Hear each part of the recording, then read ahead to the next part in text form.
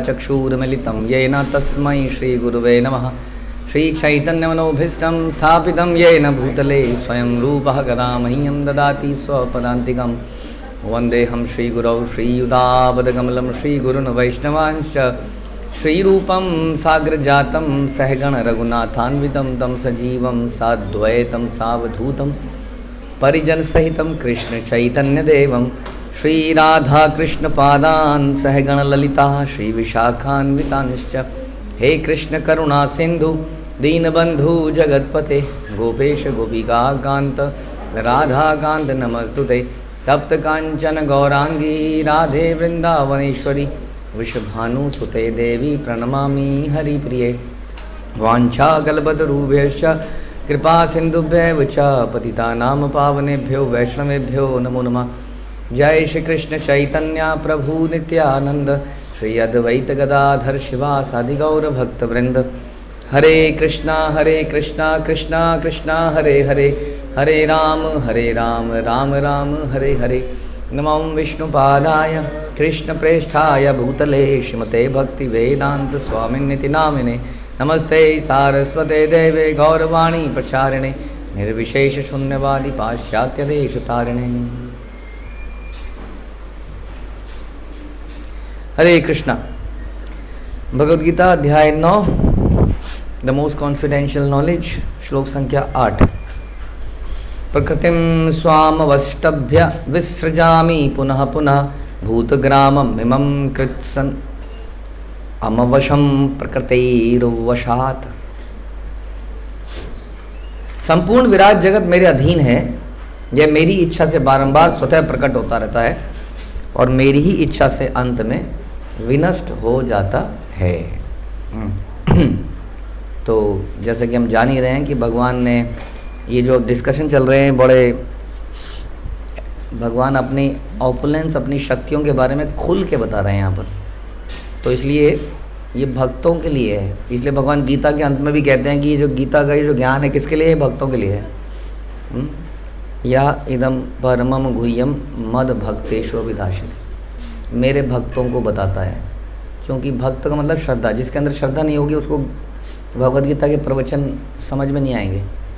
वो डाउट करता रहेगा, सुनता भी रहेगा और डाउट भी करता रहेगा, क्या सही कह रहे हैं, गलत तो नहीं कह रहे। तो वही गीता को समझ सकता है। इसलिए प्रभुपाद कहते थे कि जो ये माने कि जो अर्जुन के सामने खड़े हैं वो स्वयं भगवान हैं। वो कह रहे हैं इसको कई श्लोकों में, बट फिर भी हमारी श्रद्धा न के कारण उस पर बिलीव नहीं करते हैं। इसलिए यहाँ पर भगवान फिर से इसको क्लियर कर रहे हैं। थोड़ा सा भगवान क्रिएशन के बारे में पिछले श्लोक में बताया कि जीवात्माओं का क्या होता है प्रलय के समय, है ना। अब बता रहे हैं कि ये जो संपूर्ण विराट जगत है वो मेरे अधीन है। जो पूरा विराट जगत है, ऐसा हम सुनते हैं कि वो पूरा जो क्रिएशन है, यानी कि स्पिरिचुअल जगत और आध्यात्मिक जगत, उसमें जो मटेरियल जगत है वो केवल 1/4 है, ऐसा सुनते हैं हम। ये मटेरियल जगत क्या है जानते हैं आप? ये जो 9 प्लैनेट्स हैं आपके, इसके बियॉन्ड पता नहीं कितना है। एक तो हाँ, कोई अंत नहीं, कुछ पता नहीं कहाँ तक है।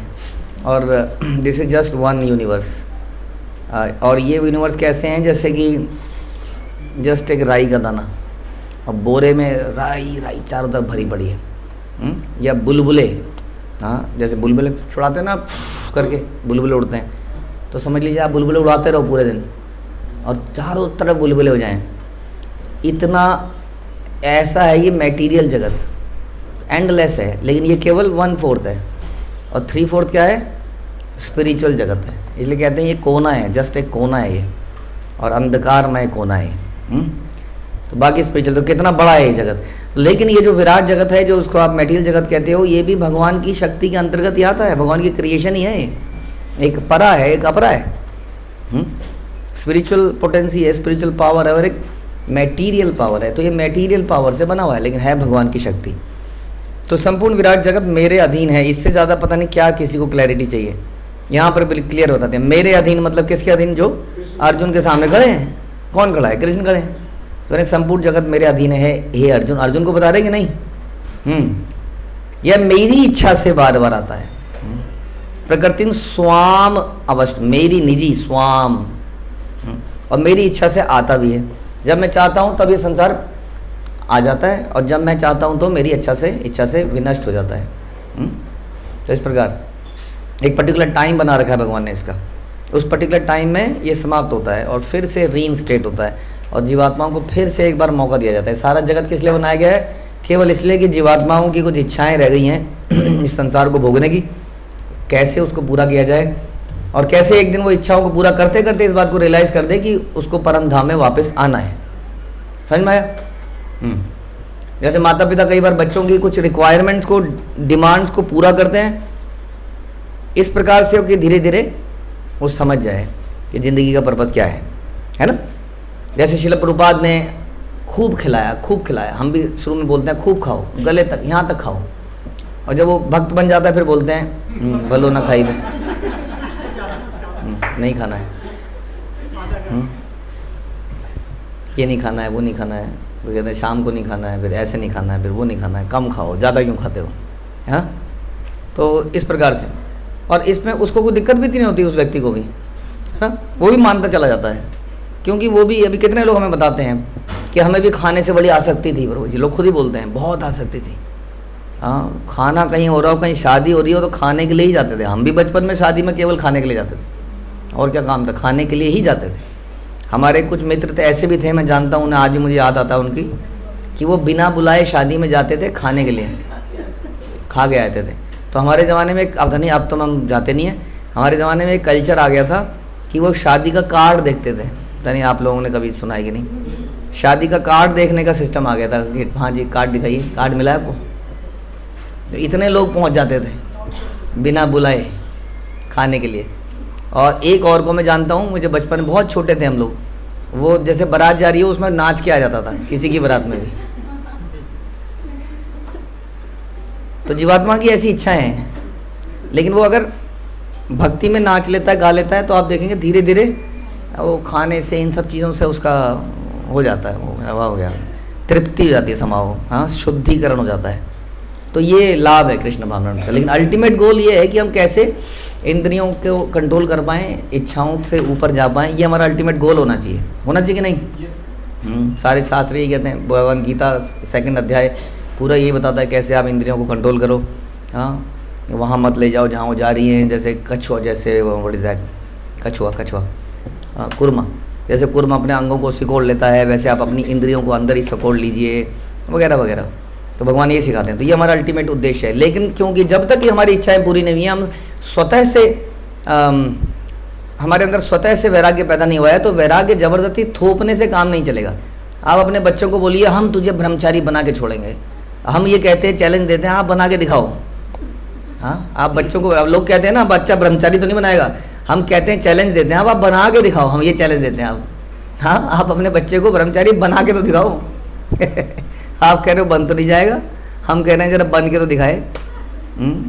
इतनी प्योरिटी, हाँ, इतना वैराग्य है कहाँ। इसलिए कई बार बनने के बाद कई बार फिर से फिसल जाते हैं बनने के बाद भी, तो इट इज़ डिफ़िकल्ट। हाँ, तो हमारी जब तक ये स्वतः से पैदा नहीं होगा तब तक थोपने से काम चलेगा नहीं। इसलिए भगवान इस मटेरियल जगत को बार बार बनाते हैं कि जब इसके अंदर खुद से वैराग्य, जब तक खुद नहीं पिट लेता, और हमारा पिटने की कैपेसिटी हमारी ज़बरदस्त है, ज़बरदस्त बता रहा हूँ आपको,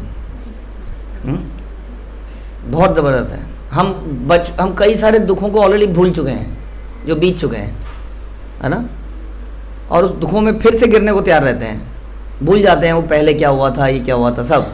जैसे कि लोग भक्ति में आते हैं संसारिक जीवन से, बड़े त्रस्त होके आते हैं, हाँ, भक्ति में आनंद आता है। कुछ समय बाद अगर यहाँ पे कुछ मन मुटाव हो जाता है, यहाँ पर वैष्णव अपराध करते हैं, फिर से वहीं जाने को प्रेरित हो जाते हैं, फिर से वहीं गिरने को प्रेरित होते हैं, फिर वहाँ जाते हैं और फिर वहाँ से फ्रस्ट्रेट होते हैं, फिर इधर आने के लिए गलती हो गई प्रभु जी, गलती हो गई प्रभु जी, गलती हो गई, फिर यहाँ आते हैं। ये हमारी स्थिति, हम भूल जाते हैं बार बार कि हमसे, ये सबसे बड़ी प्रॉब्लम यही है हमारी, राइट।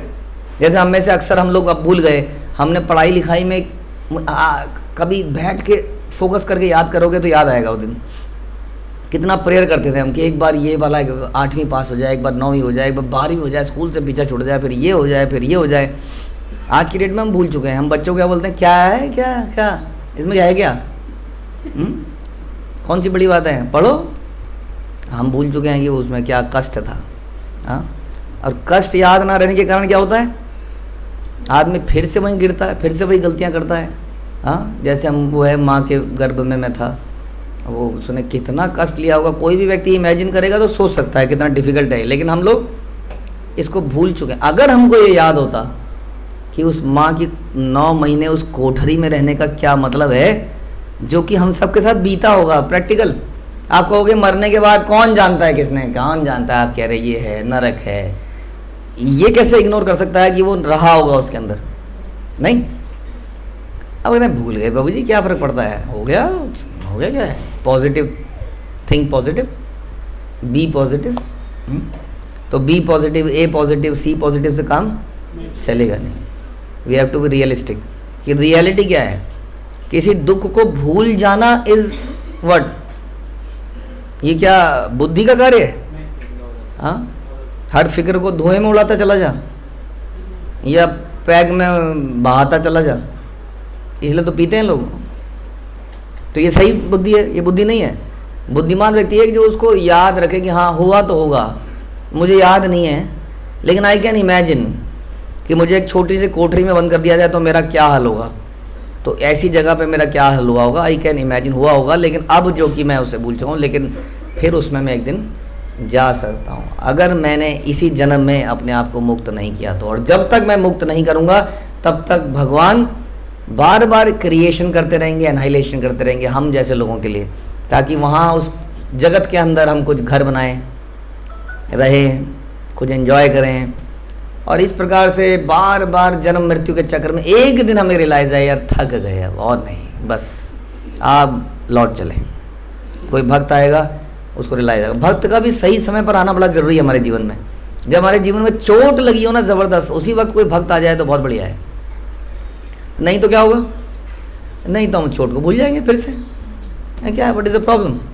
और किसी तरह भक्त उस वक्त उसको खींच के ले आए यहाँ पर, दैट इज़ द बेस्ट। तभी वो भक्त के रूप में भगवान उपहार आते हैं हमारे जीवन में और हमें यहाँ खींच लेते हैं, नहीं तो हम कभी भी ना आए। This is the thing. इसलिए भगवान कह रहे हैं संपूर्ण जगत मेरे अधीन है, मेरी इच्छा से बार बार आता है। भगवान की क्या इच्छा है इसमें? भगवान की ये इच्छा है कि इनकी इच्छाएं पूरी हो जाएं और एक दिन ये इच्छाओं से रहित हो जाएं। हाँ, और कहते हैं कि मेरी इच्छा से इनका अंत भी होता है। अंत इसलिए होता है कि भगवान को रैप अप करना पड़ता है उसको। ओके, बहुत हो गया सतयुग, हाँ ये ए ग्रेड का हो गया, अब let's give them B grade environment, let's give them C grade, let's give them D grade. D grade से भी नहीं निकलते हैं, फिर उनको भी अनंत काल के लिए सुला दिया जाता है, तुम्हारा कुछ नहीं हो सकता, तुम जाओ सो वहाँ पर। हाँ ओके, भगवान कहते हैं let's give another chance, okay start again, okay A grade, फिर से भगवान। इस प्रकार से भगवान कितनी बार हम लोगों को चांस दे चुके हैं, लेकिन हम भी ढीठ के ढीठ हैं, एकदम निकलेंगे नहीं यहाँ से। भगवान हम पर कृपा करे, हमारी मति बनी रहे। हाँ, मैं today be the our last day because we are remembering Krishna and we go back to Godhead. हरे कृष्णा। श्रील प्रभुपाद की जय, भगवद गीता की